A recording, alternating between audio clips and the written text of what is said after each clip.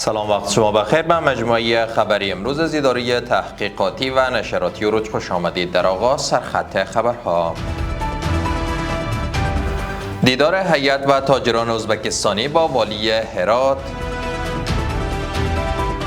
تایید پروپوزال ارتقای ظرفیت کاری و عصری سازی سیستم اداره ملی احصایه و معلومات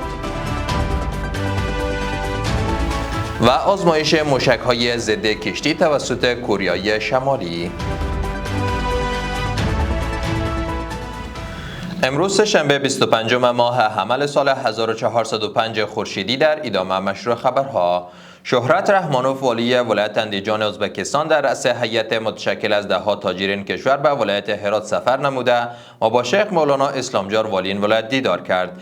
دفتر مطبوعاتی مقام ولایت هرات میگوید که در این دیدار پیرامون گسترش روابط تجارتی و ترانزیتی از طریق توسعه شاهراه‌ها و خطوط آهن میان هرات و ازبکستان، راه‌اندازی نمایشگاه دائمی محصولات ازبکستان و ایجاد اتاق تجارت این کشور در هرات گفتگو شد.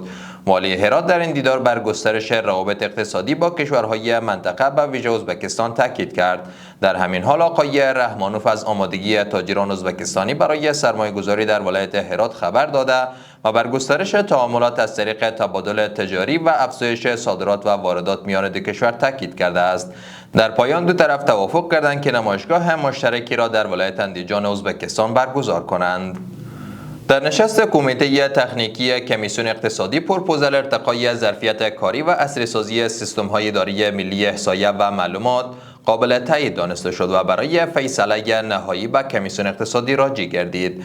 معاونیت اقتصادی ریاست الوزراء میگوید که برای تطبیق این پروپوزال مدت 1 سال زمان و حدود 1 میلیارد افغانی بودجه در نظر گرفته شده است.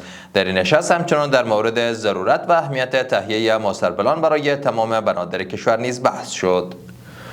وزارت امر بالمعروف نهی عن المنکر و سماع شکایات میگوید که 8 مورد منازعه و دشمنی دیرینه میان خانواده‌ها و اقوام در ولایت‌های کابل، ننگرهار، لغمان، سمنگان و هلمند از طریق میانجیگری و گفتگو به گونه مسالمت‌آمیز حل شده است. این وزارت می‌افزاید که 7 زن در ولایت‌های خوست، ننگرهار و بادغیس که در معرض خشونت‌های خانوادگی قرار داشته، شناسایی شده و با رسیدگی شرعی و حقوقی از وضعیت خشونت‌آمیز نجات یافته و حقوق آنان اعاده شده است. و در آخرین خبر، کره شمالی اعلام کرده است که موشک‌های کروز راهبردی و ضد کشتی را از یک کشتی جنگی خود آزمایش کرده است. رسانه دولتی کره شمالی گزارش داده که این آزمایش‌ها روز یکشنبه 23 حمل در چارچوب بررسی کارایی عملیات ضد کشتی چیهیون انجام شده است. بر اساس گزارش، کیم جنگ هون رهبر کره شمالی همراه با مقام‌های ارشد دفاعی و دریایی از نزدیک این آزمایش را نظارت داشته است. جهان سپاس از توجه و همراهیتان. برای تازه‌ترین های افغانستان، منطقه و جهان ما را در رسانه‌های اجتماعی دنبال نمایید.